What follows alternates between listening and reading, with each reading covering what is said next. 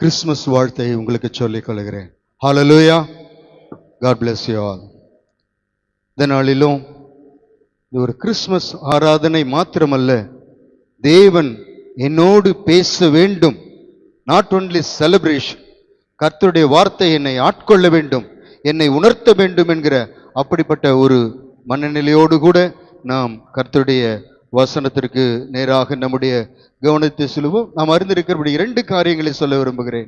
ஒன்று, ஒரு கூட்டம் உண்டு இந்த எக்ஸ்ட்ரீம், இன்னொரு கூட்டம் உண்டு அந்த எக்ஸ்ட்ரீம். அது என்ன இந்த எக்ஸ்ட்ரீம் அந்த extreme?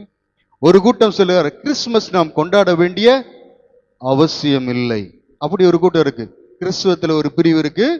They are not celebrating Christmas. ஏன்னா அன்னைக்கு ஆண்டவர் பிறக்கல. அது உண்மைதான், அன்றைக்கு பிறக்கல. ஆனாலும் ஆண்டவர் மனிதனாய், வேதம் சொல்லுகிறது கர்த்தர் மனிதனாய் பிறந்தார். இந்த எக்ஸ்ட்ரீம்ல இருக்காங்க. இன்னொரு கூட்டம் இருக்குது, கிறிஸ்துவை தவிர மீதி எல்லாவற்றையும் செய்வான். அது ஒரு கூட்டம். இந்த எக்ஸ்ட்ரீம் கொண்டாடாதது, இன்னொரு எக்ஸ்ட்ரீம் கிறிஸ்துவை தவிர வெறும் கிறிஸ்துமஸ் மாத்திரம் சொல்லுவாங்க. மற்றதெல்லாம் அவங்களுடைய செய்கையெல்லாம் பார்த்த ஒன்லி செலிப்ரேஷன். குடித்து வெறுத்து என்னென்ன காரியம் நாம் அறிந்திருக்கிறோம். இதை செய்கிற கூட்டம். நாமோ வேத வசனத்தின்படி நடக்கும்படி நம்ம ஒப்பு கொடுக்கும்போது கர்த்தருடைய கிருபையும் அவருடைய ஆசீர்வாதமும் உண்மையான கிறிஸ்துமஸினுடைய காரியங்களும் நம்முடைய வாழ்க்கையில பலிக்கும். உதாரணத்துக்கு நாம் ஒரு ஆண்ட்ராய்டு மொபைல் ஃபோன் மிடில் ரேஞ்சில் வாங்குறோன்னா நம்ம என்ன பண்ண வாங்கினோன்னு சொல்லுங்க. நானே சொல்ற டைம் இல்லை. வாங்கினோடனே என்ன பண்ணுவோம்? அதுக்கு ஒரு டெம்பர் கிளாஸ் ஓட்டுவோம், பேக் கேஸ் போடுவோம், எல்லாமே காஸ்ட்லியாக போட்டு அது பத்திரமா இருக்கும். அதை ஒவ்வொரு நாளும் எடுத்து பார்த்துட்டு வச்சுட்டா எப்படி இருக்கும்? அதனால நமக்கு பிரயோஜனம் இருக்குமா? ஒன்றும் இல்லை. வாங்கினவொடனே நமக்கெல்லாம் தெரியும், ஒரு மொபைல் வாங்கிட்டா இம்மிடியேட்டா இதெல்லாம் பண்ணிட்டு அடுத்தடுத்து உள்ள பூந்து போயிட்டு என்ன இருக்குதுன்னு பார்த்து கடைசியில் என்ன ஆயிடும்? அதற்கு அடிமை ஆயிடும். ஆனால் கிறிஸ்துவுக்கு அப்படி ஆகிறது இல்லை. வார்த்தை வருது, தேவன் நம்ம ரட்சித்தாரு, நான் கிறிஸ்துவுக்கு அடிமை என்று சொல்லுகிற அந்த இதுல போனுக்கு அடிமைன்னு சொல்லு, ஈஸியா புரியணுன்றதுக்காக ஒன்று வாங்கி நல்லா அதுக்கு டெம்பர் கிளாஸ் 800 ரூபா கிளாஸ் போட்டு, அதான் கம்பெனி கிளாஸ், அதை போட்டு அதுக்கு பேக் கேஸ் காஸ்ட்லியே போட்டு ஒவ்வொரு வாரமும் எடுத்து பார்த்துட்டு வச்சா அந்த போன்னால ஒரு பிரயோஜனம் இல்லை. அப்படி போல ஒவ்வொரு வருஷமும் கிறிஸ்துமஸ் வருது, புது ட்ரெஸ் போற, இதெல்லாம் நமக்கு தேவை. ஆனால் அதை தூக்கி வைக்கிற மாதிரி ஒவ்வொரு வாரம் வந்துட்டு போட்டு மனசுக்குள்ள ஒன்றுமே நமக்கு நடக்காமல் வெறும் இந்த வெளிப்பிரகாரமான காரியங்களை மாத்திரம் நாம் செய்வோமானால் கிறிஸ்துமஸ்னாலே நமக்கு ஒரு பிரயோஜனம் இல்லை என்பதை நாம் உணர்ந்து கொள்வோம். இந்த நாளிலும் மத்தேயு எழுதின சுவிசேஷம் 2ஆம் அதிகாரம் முதல் 1 வசனம் முதல் 13 வசனம் வரை உள்ள வசனங்களிலிருந்து தான் ஒரு 5 காரியங்களை தியானிக்கும்படி வாஞ்சிக்கிறேன். ஒருவேளை ஒரு 5 நிமிடம் அல்லது 10 நிமிடம் தாமதமானாலும் கர்த்தருடைய வசனத்துக்கு நீங்கள் காத்திருங்கள். நாம் வசனத்தை தியானிப்போம். கர்த்தர் உங்களோடு இடைபடுவாராக. ஆமென். முதலாவது வாசியுங்கள், 2ஆம் அதிகாரம் 1.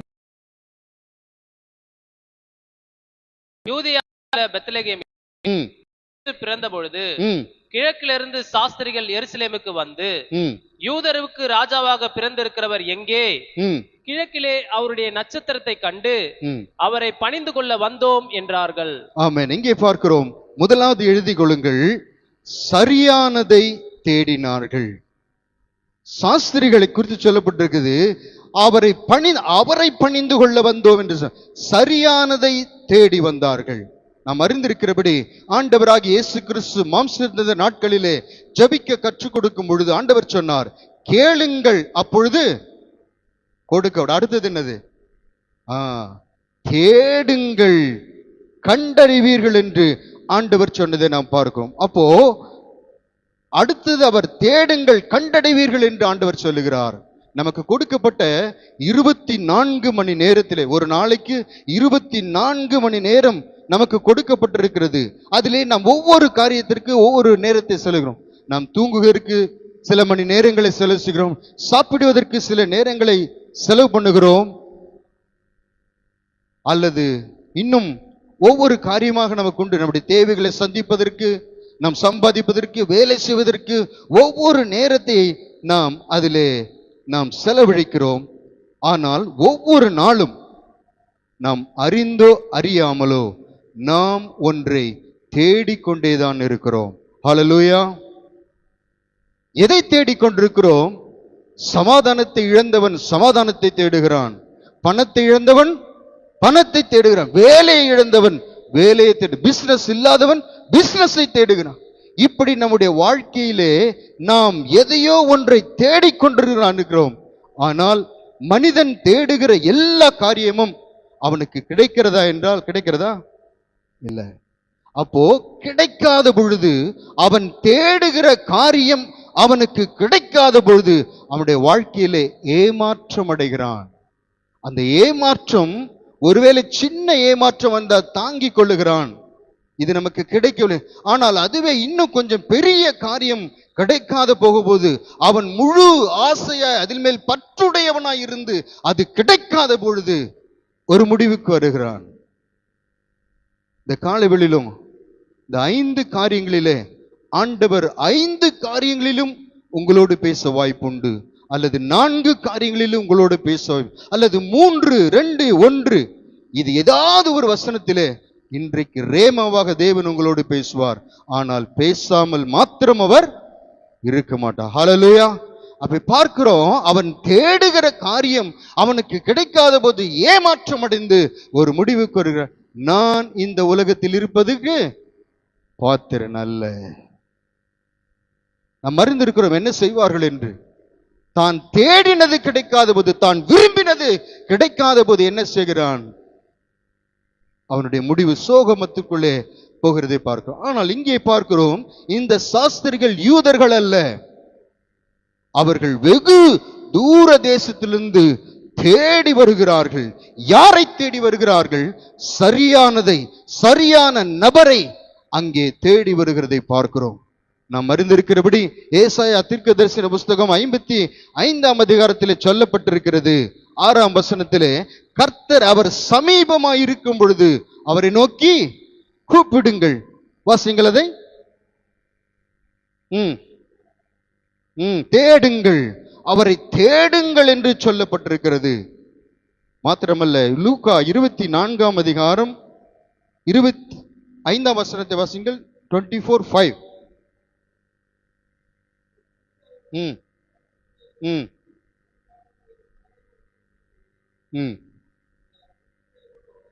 போதும், இந்த சம்பவம் நமக்கு தெரிந்து. ஆண்டவராகிய இயேசு கிறிஸ்து உயிர்த்தெழுந்த பின்பு இவர்கள் கல்லறையின் இடத்தில் போய் அங்கே தேடுகிறார்கள்.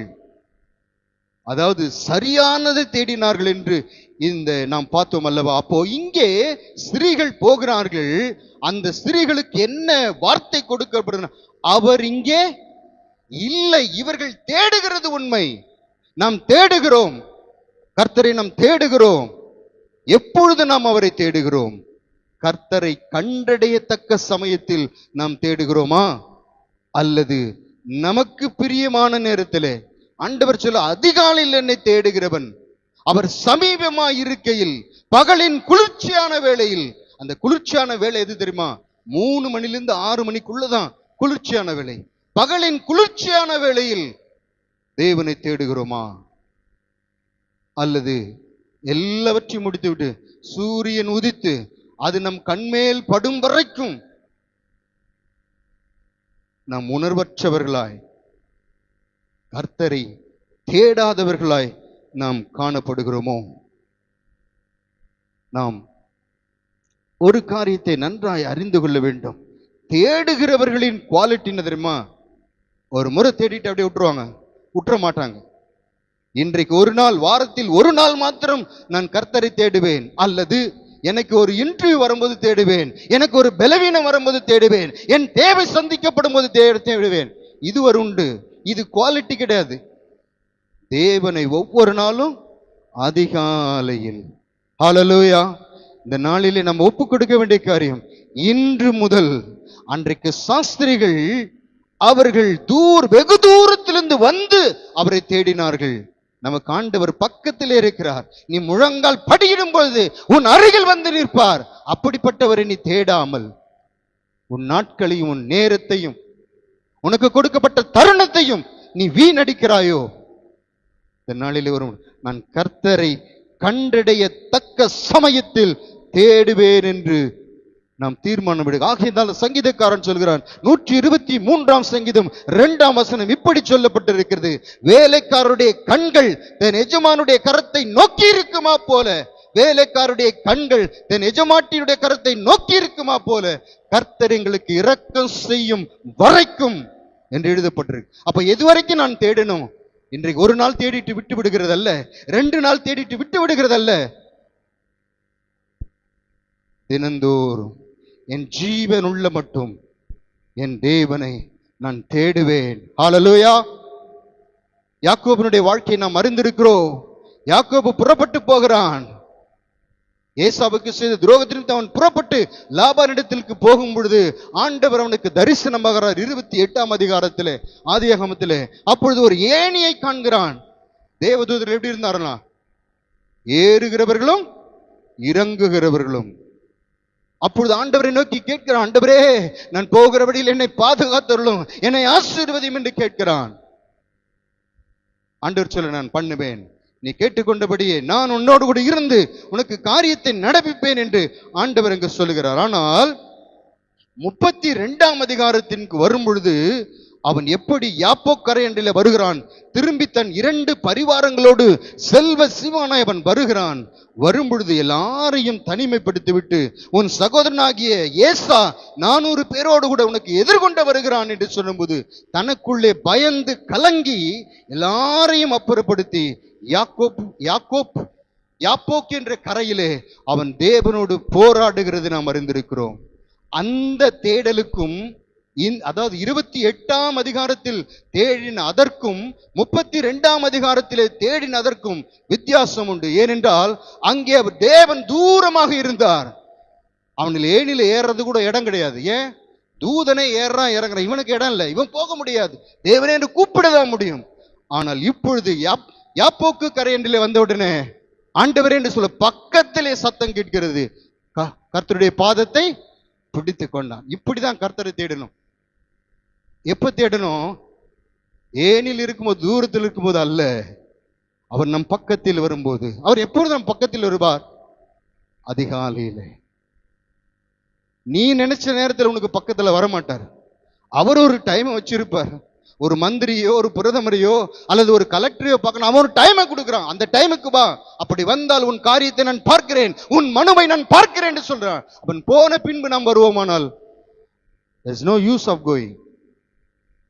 அப்படி போல கர்த்தர் ஒரு நேரத்தை குறித்து, இந்த நேரத்திலே மகனே மகளே என்னை தேடு என்று சொல்லி இருக்கும் பொழுது உன் இஷ்டத்திற்கு எழுந்து நான் இப்பொழுது போய் தேடுவேன் என்றால் அந்த ஏனில இருந்தது போலதான் தூரத்தில் உன்னை அறியேன் என்று சொல்ல அவரை நெருங்கி வர வேண்டும். இன்னும் ஒரு வசனத்தை நாம் வாசிப்போம். நம்ம எல்லாருக்கும் தேடுங்கள் கண்டடைவோம். இந்த வார்த்தை நமக்கு மனதில் நல்லா தெரியும். மத்திய 7:7 நமக்கு தெரியும். கேளுங்கள் கொடுக்கப்படும், தேடுங்கள் கண்டடைவீர், தட்டுங்கள் திறக்கப்படும். இது நமக்கு நன்றாக தெரியும். பேஜ் நம்பர் 1066 திருப்பிக் கொள்ளுங்கள். ஆமோஸ் எழுதின புஸ்தகம் 5ஆம் அதிகாரம் 4ஆம் வசனம். Page number 1066, 1066. சீக்கிரம் 5:4.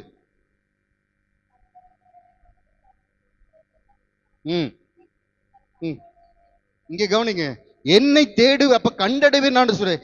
என்னை தேடுங்கள், அப்பொழுது நீங்கள் பிழைப்பீர்கள். நாம் ஒவ்வொரு நாளும் பிழைக்கும்படிக்கு, கண்டடையும்படிக்கு மாத்திரமல்ல, இந்த பூமியில நாம் பிழைத்திருக்கும்படிக்கு கர்த்தரை நாம் தேட வேண்டும். நம்முடைய வாழ்க்கையிலே, நம்முடைய சோதனையின் மத்தியிலே நம்முடைய திரி மங்கி எறிகிற அநேக தருணங்கள் வரும். நாம் போகிற பாதையிலே, நாம் செய்கிற காரியங்களிலே நம்முடைய பலன் குறுகி போகிறது போலும், துக்கம் நம்மை ஆட்கொள்கிறது போல வரும். இதிலிருந்து நாம் பிழைக்க வேண்டுமானால் நாம் கர்த்தரை தேட வேண்டும். அப்பொழுது அந்த தேடல் என்னவாக மாறும் என்றால், அது ஒரு எண்ணெயை போல, அந்த விளக்கை போன்ற காரியத்திற்கு எப்படி எண்ணெய் ஊற்றினால் அது எரியுமோ, நன்றாக பிரகாசித்து எரியுமோ, அப்படி போல நம்முடைய தேடல் ஒவ்வொரு நாளும் கர்த்தரை அதிகாலையில் தேடுகிற நாள் நீ பிழைப்பாய். தேடவில்லை என்றால் அதுக்கு ஆப்போசிட் தான். ஆண்டவர் சொன்னார், மத்தேயு 6:33 நாம் அறிந்திருக்கிறோம். சொல்லுங்க பாராம, என்னது? முதலாவது தேவனுடைய ராஜ்யத்தையும் அவருடைய நீதியையும் தேடுங்கள், அப்பொழுது உன்னுடைய திரை அணைந்து போகாது. நம்முடைய வாழ்க்கையில சோர்வு வரும் பொழுது அப்பொழுது மாத்திரம் ஓடுகிறதல்ல, நீ ஒவ்வொரு நாளும் தேவனை தேடும் பொழுது அந்த தேடல் அது எண்ணெயை போல நீ திடனாய் இருப்பாய். உனக்கு விரோதமாய் காரியங்கள் நடக்கும், ஆகிலும் நான் கர்த்தர் மேல் நம்பிக்கொள்ளவனாய் இருப்பேன். நீ தேடுகிறாய், ஒவ்வொரு நாளும் நீ தேடுகிறதுனால் நீ பிழைப்பாய். இன்னும் ஒரு வசனத்தை வாசியுங்கள். யோவான் 20:15 வாசியுங்கள். சரி, நானே சொல்றேன். அங்கே பார்க்கிறோம், ஆண்டவர் உயிர்த்தெழுந்த பிற்பாடு அவர்களுக்கு தரிசனம் கொடுக்கிறார். தரிசனம் கொடுத்து மரியாளிடத்திலே சொல்லுகிறார், அவர் இங்கே இல்லை. ஆனால் கொஞ்ச நேரத்திலே ஆண்டவர் மரியாளே என்று சொல்லும்போது ரபூனி என்று சொல்லுகிறார். இதுல யார் சொன்னது பொய்? தூதன் பொய் சொல்லுவானா? சொன்னானா அன்னைக்கே செத்தான். அப்ப கர்த்தர் வந்தது தப்பா எழுதிட்டாங்களா? அப்ப எதுதான் கரெக்ட்? அவர் இங்கே இல்லைன்னு தெளிவா இருக்கிறது, அவர் இங்கே இல்லை அப்படி சொல்லிட்டா. ஆனா கொஞ்ச நேரத்தில் ஆண்டவர் மரியாளேன்னு கூப்பிடுறாரு. எது கரெக்ட் இதுல? சொல்லுங்க. வசனத்தை இப்படி ஆராய்ந்து வாசிக்கணும்.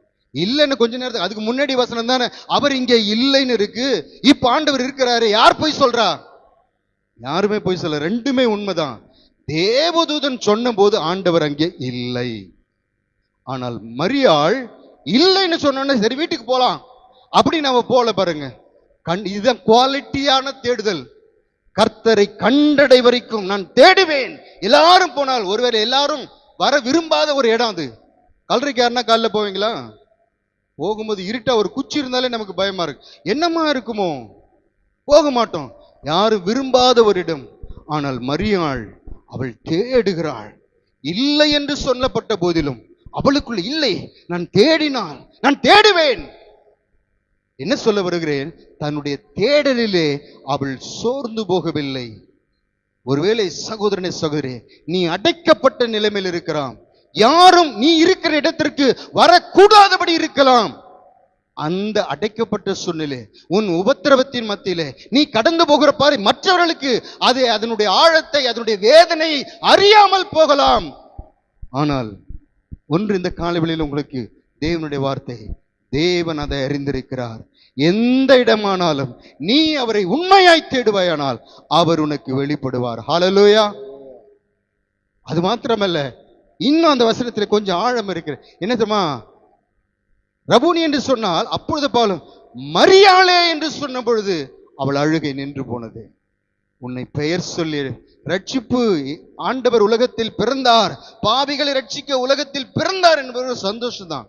ஆனா பாவியாகிய என்னை ரட்சிக்கும்படி பிறந்தார், அது பர்சனல் எக்ஸ்பீரியன்ஸ் வித் காட். அப்படி போலதான் மரியாளே என்று சொல்லுவது, அங்கே கண்ணீர் அங்கே அவளை விட்டு அகற்றப்படுகிறது. உயிர்த்தெழுந்த ஆண்டவர் அங்கே அவளோடு கூட பேசுகிறதை பார்க்கும். இரண்டாவதாக இன்னும் ஒரு வசனத்தை, முதல் பாயிண்ட்ல இன்னும் ஒரு காரியத்தை, லூக் 2:45 வாசிங்க, சீக்கிரம் வாசிங்க.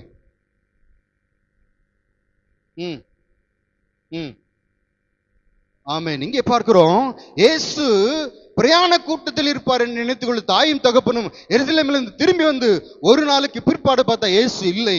இயேசு இல்லாத போது என்ன பண்ணார்களாம்? தேடிக்கொண்டே எருசலேமுக்கு. எருசலேம் என்பது மகாராஜாவின் நகரம், மகாராஜா இருக்கிற இடம். அவர்கள் தேடிக்கொண்டே தேவ சமூகத்துக்கு போகிறது. இல்லையே சரி பரவாயில்ல அப்படி அவங்கள தேடிக்கொண்டே தேவ சமூகத்திற்கு அவர்கள் போகிறதை பார்க்கிறோம். இதைத்தான் சங்கீதக்காரன் 24:6 சொல்ல, இதுவே அவரை தேடி விசாரித்துக்கிற யாக்கோபு என்னும் சந்ததி. அவரை தேட வேண்டும். ஒரு சந்ததி என்னை சேவிக்கும் என்று சொன்னாரே, அந்த சந்ததி எப்படிப்பட்ட சந்ததி? அவரை தேடி விசாரிக்கிற சந்ததி. இங்கே இவர்கள், இந்த சாஸ்திரிகள் ஆண்டவரை தேடி வந்தார்கள், சரியானதை தேடி வந்தார்கள். நாமும் கூட நம்முடைய வாழ்க்கையில இன்றைக்கு ஒரு தீர்மானம், நான் தினந்தோறும் சரியானதை தேடுகிறேனா? ஒரு சட்டையோ பேண்டோ சாரியோ அதுக்குன்னா எவ்வளவு பிரயாசப்படுறோம், அதுக்கு இப்படி வேணும் அப்படி வேணும். ஆனா உன்னுடைய ஆத்துமா விலையேற பெற்றது அல்லவோ? இது நமக்கு தேவைதான். ஆனா உன் ஆத்மா விலையேற பெற்றதல்லோ, அதற்கு எந்த அளவுக்கு நீ தேடுகிறாய்? பிரியமான கர்த்தருடைய பிள்ளைகளே, கர்த்தர் உங்களோட இடைவர். கர்த்தரை கண்டடைய சக்க சமயத்தில் அவரை நோக்கி கூப்பிடு. இரண்டாவது காரியம் 5:6 வசனங்கள், மத்தேயு 5:6. சீக்கிரம்.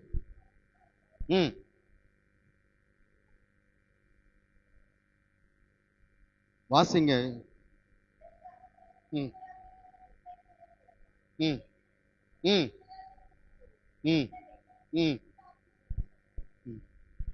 போதும். இந்த சம்பவம் நமக்கு தெரியும். இரண்டாவது, சொல்லப்பட்டது நிறைவேறும். எழுதிக்கொள்ள, சொல்லப்பட்டது நிறைவேறும். என்ன சொல்லப்பட்டது? நீ ஆயிரங்களுக்குள்ளே சிறியதாயிருந்தும் இஸ்ரவேலை ஆளுகிற பிரபு உன்னிடத்திலிருந்து புறப்படுவார் என்று சொல்லப்பட்டிருக்கிறது. இந்த வார்த்தை எங்கே உரைக்கப்பட்டது என்றால், பேஜ் நம்பர் 1076 எடுத்துக்கொள்ளுங்க. 1078 1078 மீக 5:2 வாசிங்க. ஒருத்தர் வேகமா வாசிங்க.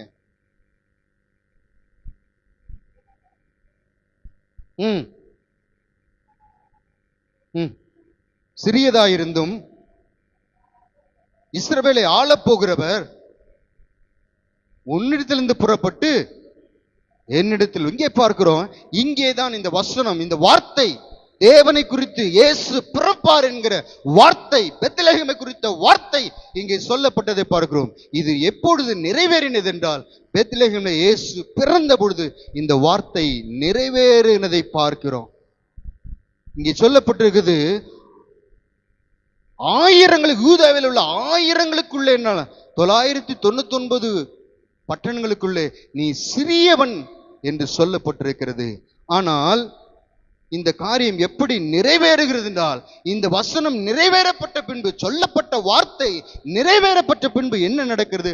6ஆம் வசனத்தை வாசிங்கள். மத்தேயு 6:2-6.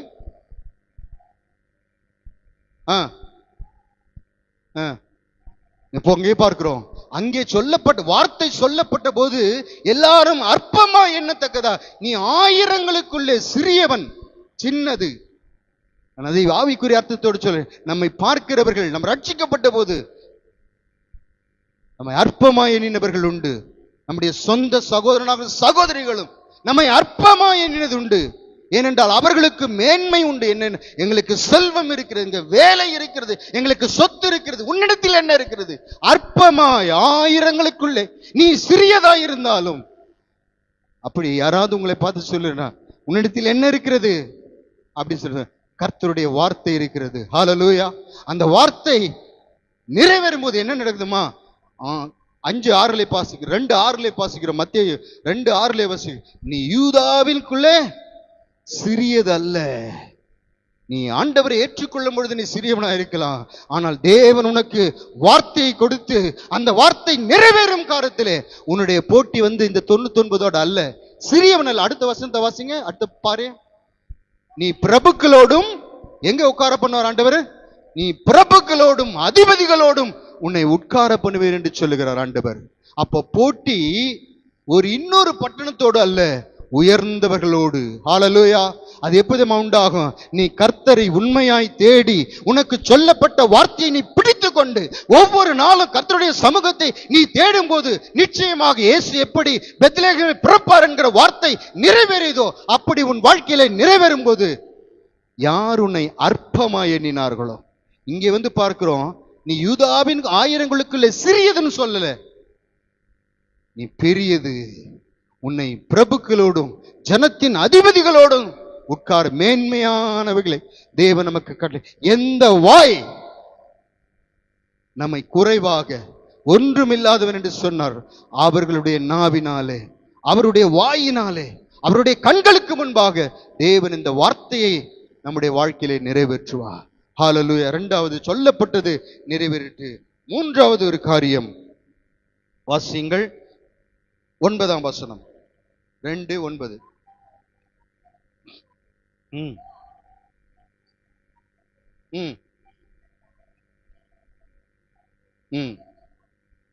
ஆமென். இங்கே பார்க்கிறோம், மூன்றாவதாக எழுதிக் கொள்ளுங்கள், அவர் பாதியிலே நம்மை கைவிட மாட்டார். ஹல்லேலூயா. எந்த இடத்திற்கு போகும்படியாக தேவன் அந்த நட்சத்திரத்தை அனுப்பினாரோ அது அவர்கள் போகும் ஸ்தலம் வரைக்கும் வரும்படியாகத்தான் அதற்கு கட்டளை கொடுத்து அனுப்பினார். இடையில விட்டு விட்டது யாரு சொல்லுங்க? சாஸ்திரிகள் விட்டுட்டு சுயமா போயிட்டாங்க. இது நம்முடைய வாழ்க்கையிலே உண்டு. ஆரம்பத்திலே ரட்சிக்கப்பட்ட புதிதிலே அந்த பரிசுத்தத்தின் பாதையிலே நாம் நடந்து போனோம். நாட்கள் செல்ல செல்ல இதெல்லாம் பரவாயில்ல, அது பரவாயில்ல, இது காம்ப்ரமைஸ், இது பரவாயில்ல, இது ஒண்ணு இல்ல, அவங்க செய்யலையா இவங்க செய்யலையா, கர்த்தருடைய வசனத்தின் வெளிச்சத்தில் நடவாமல் நமது மாம்சமும் மனசும் விரும்பினபடி பாதைகளின் போயிருக்கிற இந்த காலவெளியிலும் ஆண்டவர் உன்னை பார்த்து, நீ திரும்பி விடு. திரும்பி வந்து விட்டால் அந்த நட்சத்திரம் மறுபடியும் உனக்கு வெளிப்படும். ஹல்லேலூயா.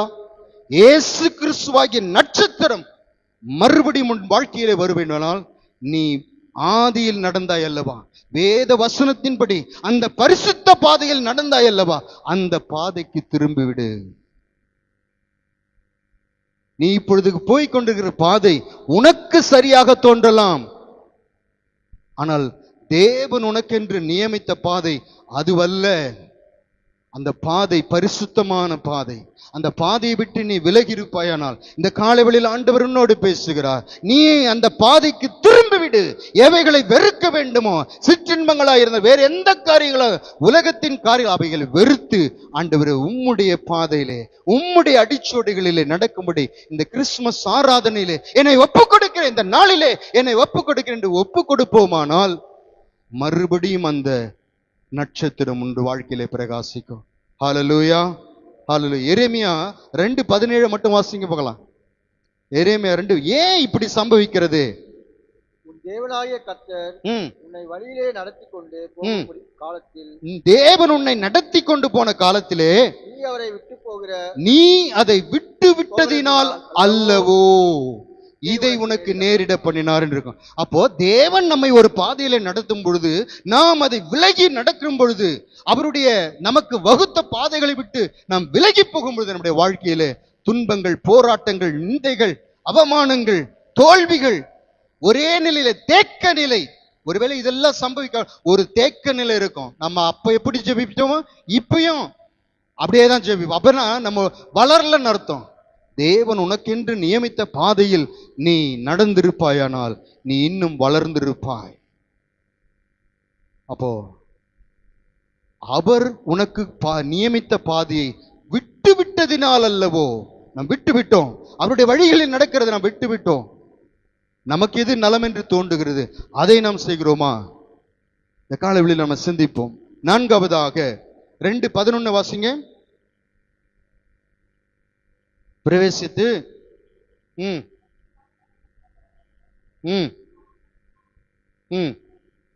அதை பணிந்து, யாரை பணிந்து கொண்டார்கள் சொல்லுங்க? இயேசுவை. அதை என்று சொல்லும் பொழுது யாரை குறிக்கிறது? இயேசுவை குறிக்கிறது. இங்கே பார்க்கிறோம், மரியாளை பார்க்கிறார்கள், இயேசுவையும் பார்க்கிறார்கள். ஆனால் ஆராதனை யாருக்கு செலுத்துறாங்க?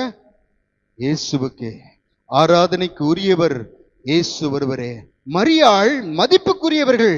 யாருக்கும் கிடைக்காத மாபெரும் சாக்கியம் அவர்களுக்கு கிடைத்தது. ஸ்திரீகளுக்குள்ளே ஆசீர்வதிக்கப்பட்டவள்தான், அவ்வளவுதான். ஆனால் ஆராதனைக்குரியவர்கள் மரியாள் அல்ல.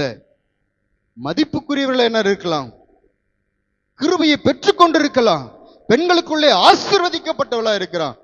ஆனால் ஆராதனை என்று வரும் பொழுது தேவனால் அனுப்பப்பட்ட சாஸ்திரிகள் தாயையும் பிள்ளையும் கண்டு 2 பேரையும் பணிந்து கொண்டார்கள் என்று அல்ல. ஆவியானவர் அதை, இயேசுவை, என் ஆராதனை இயேசுவை ஒருவருக்கு மாத்திரமே. நாம் அறிந்திருக்கிறோம், வெளிப்படுதல் 10ஆம் வசனத்திலே சொல்லப்பட்டிருக்கு, இப்படி செய்த தூதனை நான் வணங்கும்படி அவன் பாதத்தில் விழுந்தேன். அவன் என்ன சொல்றான்? நீ இப்படி செய்யாதபடிக்கு பார், நானும் உன்னோடு கூட ஒரு ஊழியக்காரன் தானே. அப்போ மரியாளை வணங்கக்கூடாது, சரியானதை வணங்கினார்கள். 4வது சரியானதை வணங்கினார் அல்லது சரியானவரை வணங்கினார்கள். மரியாளை வணங்கவில்லை. வெளிப்படுத்தல் 19:10 தூதனை வணங்கும்படி யோவான் அவன் பாதத்தில் அவன் சொல்ல, இப்படி செய்யாதபடிக்கு அப்படின்னா என்னை வணங்காதன்றான், என்னை வணங்காத. அப்ப தூதனை வணங்கக்கூடாது. முதலாவது மரியாளை வணங்கக்கூடாது, தூதனை வணங்கக்கூடாது. மூன்றாவது அப்போஸ்தலர் 14:14 சொல்லப்பட்டிருக்கிறது, பவுலையும் பர்னபாவையும் வணங்கும்படியாக அந்த லிஸ்திரா பட்டணத்தார் எருதுகளையும் பூ மாலைகளையும் கொண்டு வந்தபோது தங்கள் வஸ்திரங்களை கிழித்து கொண்டு, நீங்கள் இப்படி செய்யக்கூடாது, நாங்களும் பாடுள்ள மனுஷர் தானே. அப்போ அப்போஸ்தலனை வணங்கக்கூடாது, தூதனை வணங்கக்கூடாது, மரியாளை வணங்க. ஆராதனை ஒருவருக்கே. அவர் யார்? அவர் தான் நம்முடைய ஆண்டவராகிய இயேசு கிறிஸ்து. ஹல்லேலூயா. இதிலே நாம் கவனம் உள்ளவர்களாக இருக்க வேண்டும். ஒருவேளை சிலர் இதிலை தாண்டி வந்திருக்கலாம். சிலரோடு பேசும்போது அவர்கள் சொல்வார்கள், காஸ்பல் சொல்லும் போது நாங்க எல்லாத்தையும் வணங்குவோம். இல்ல, ஆராதனைக்குரியவர் இயேசு ஒருவர் மாத்திரமே. ஐந்தாவதாக ஒரு காரியத்தை சொல்லி முடிக்கிறேன். 12ஆம் வசனம், 13ஆம் வசனம்.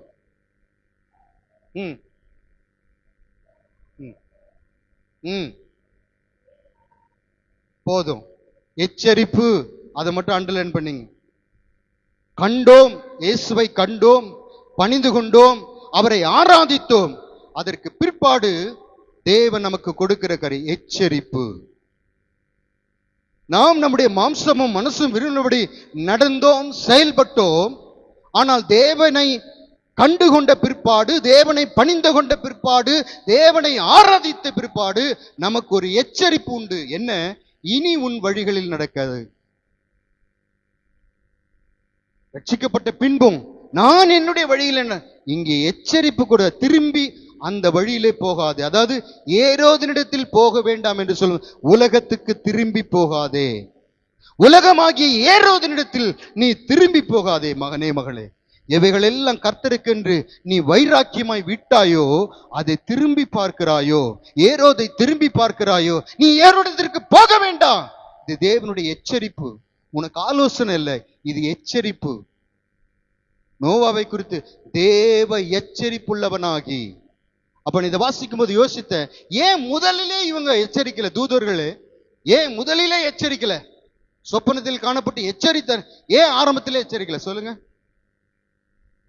சொல்லுங்க. ஏன் முதல்ல எச்சரிக்கல? ஏன்னா அவங்க இயேசுவிடத்துல வரல. வேதம் சொல்லுகிறது, அறியாமல் உள்ள காலங்களை தேவன் காணாதவர். இப்பொழுதோ, அதாவது இப்பொழுது என்னதுமா, நீ ஞானஸ்தானம் பெற்றுக்கொண்டு, அபிஷேகம் பெற்றுக்கொண்டு, நீ அந்நிய பாஷையில் பேசி, கர்த்தருடைய அநேக ஆராதனைகளை அட்டெண்ட் பண்ணி, அநேக ஜீவ வார்த்தைகளை கேட்டு, பரிசுத்தத்திற்கு நீ உன்னை ஒப்பு கொடுத்த பின்பு மறுபடியும் நீ அந்த பாதைக்கு திரும்புகிறது என்ன? திரும்பும்படி உன் மனதை விட்டு கொடுக்கிறது என்ன? உணர்வில்லாமல் போகிற காரியம் என்ன? கிறிஸ்துவ பிரபுக்களோடு நம்ம சொல்லப்பட்டிருக்கிறது அல்லவா, குப்பை நின்று நம்மை தூக்குகிறவர். ஒரு குப்பை நின்று தூக்கி இன்னொரு குப்பையில போட மாட்டார். எங்கதான் வைப்பாரு? பாவத்திலிருந்து தூக்கி எடுத்து இன்னொரு இடத்துக்கு குப்பை நின்று எடுக்கிறார்னு புரிந்து கொள்ளுங்கள். உன்னை உயர் ஸ்தலத்தில் வைப்பதற்காகவே உன்னை குப்பையில் நின்று எடுக்கிற. ஹல்லேலூயா. அப்போ முதலாவது சரியானதை தேடினார்கள். இரண்டாவது, பெத்லகேமுக்கு சொல்லப்பட்ட வார்த்தை நிறைவேறின போது கர்த்தருடைய மகிமை வந்ததை பார்க்கிறோம். மூன்றாவதாக, பாதியிலே அவர் கைவிடவில்லை, அவர்கள் விட்டார்கள். நட்சத்திரத்தை அவர்கள் விட்டு விட்டு போனார்கள். அப்படித்தான் நாமும் கர்த்தரை விட்டுட்டு கர்த்தரோ அவர் கரத்தை நீட்டி நிற்கிறார். மகனே, மகனே, எப்படி ஒரு இளைய குமாரனுக்காக தகப்பன் ஒவ்வொரு நாளும் என் மகன் வருவானா வருவானா, அப்படி போல அவர் பாதியிலே விட மாட்டார். அவர் உன்னை முடிவு புரிந்து நடத்த வல்லவராயிருக்கிறார். நான்காவதாக, சரியானதை தொழுது கொண்டார்கள். பிள்ளை தாயை கண்டார்கள், பிள்ளையை கண்டார்கள். இயேசுவுக்கு ஆராதனை, சரியான தொழுது கொள்ளுதல். ஐந்தாவது, எச்சரிப்பை உணர்ந்து செயல்பட்டார்கள். ஏரோதினிடத்திற்கு போக வேண்டாம் என்று இல்ல ஆண்டவரே, போற வழியில ஒரு ஹாய் சொல்லிட்டு போறேன் அப்படின்னு போகல. தேவன் எச்சரித்தார், அந்த எச்சரிப்பை உணர்ந்தார்கள், வேறு வழியாய் போய்விட்டார்கள். அப்போ உனக்கு தேவனுடைய வார்த்தை வருகிறது, உன்னை எச்சரிக்கிறார். அந்த வழியை விட்டு விட்டு வேறு பாதையில், அதாவது பரிசுத்த பாதையில் நடக்கும்படி கர்த்தருடைய ஆவியானவர் இந்த காலையில் இந்த கிறிஸ்துமஸ் ஆராதனைக்கு வந்திருக்கிற உங்கள் ஒவ்வொருவருக்கும் தேவன் இப்படிப்பட்ட கிருபைகளை தந்து உங்களை வழிநடத்துவாராக. ஆமென். God plus.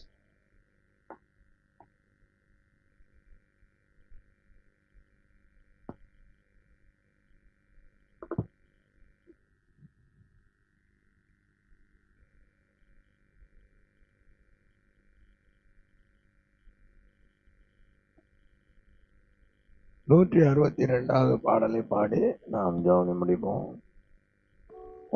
இந்து கிறிஸ்துவ ரட்சகர் 162. யாவர் எழுமி நிற்போம்.